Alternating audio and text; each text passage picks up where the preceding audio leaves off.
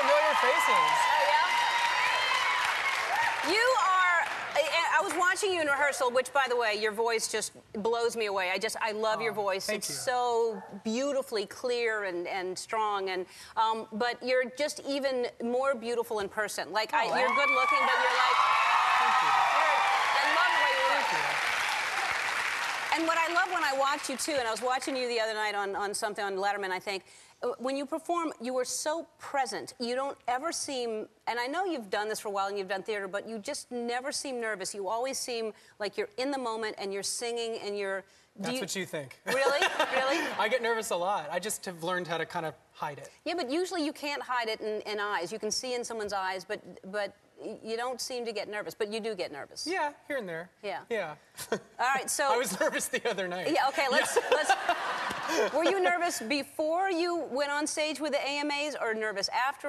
Or, all of the above. Just a little bit nervous. Because that was that was your like debut. That was your coming out. Like, here, what's he gonna do? Yeah, yeah. And I suppose I think part of what I got caught up in is that I forgot that this is the first time people were seeing me on TV again after Idol, and I didn't really think about that as objectively as I might have wanted to. Because that's is that sort of how you are all the time? Like that you're that much of a showman on stage? Well, I mean, I say the word showman. Showman. Yes. I mean, I think on Idol, I experimented with a lot of different styles and outfits and tempos and things like that. And then I went on tour over the summer and experimented with different types of performing there. And then I was in the studio making a record. So for me, this has all been one journey. And for me, I was like, I'm going to try to do something a little risque now. And it just, you know.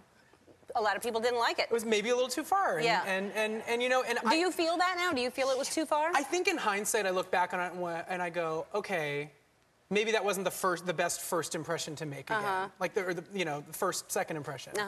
And I mean, I had fun up there. I had a good time. My dancers had fun. The band had fun. But I also recognize that.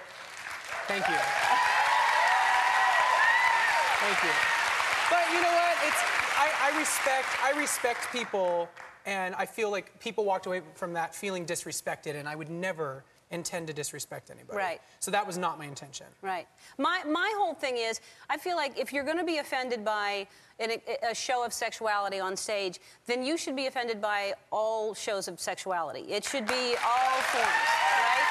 Because, you know,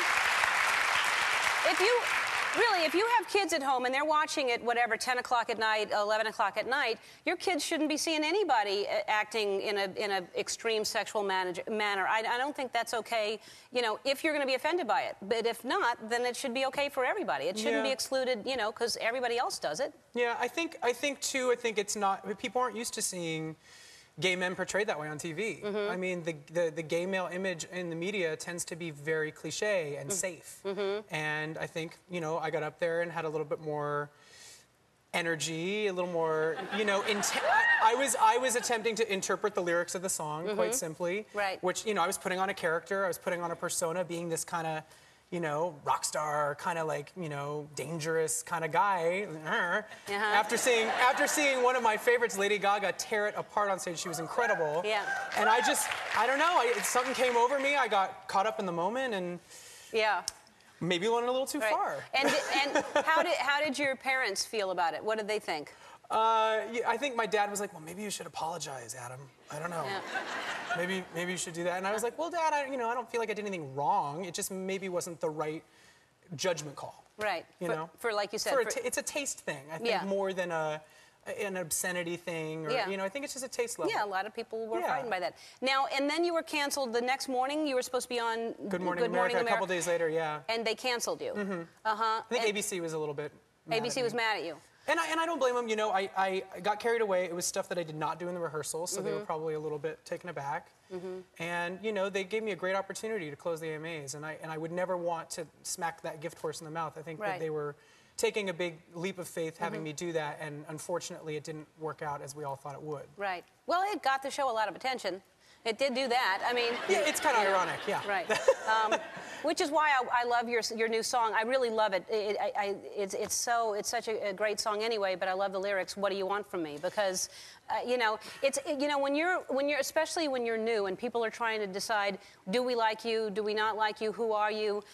It's really hard to please everybody out there. Really and hard. You're learning that the hard way right out of the gate. So I think you're amazing. I think you're a good guy. I think you're smart.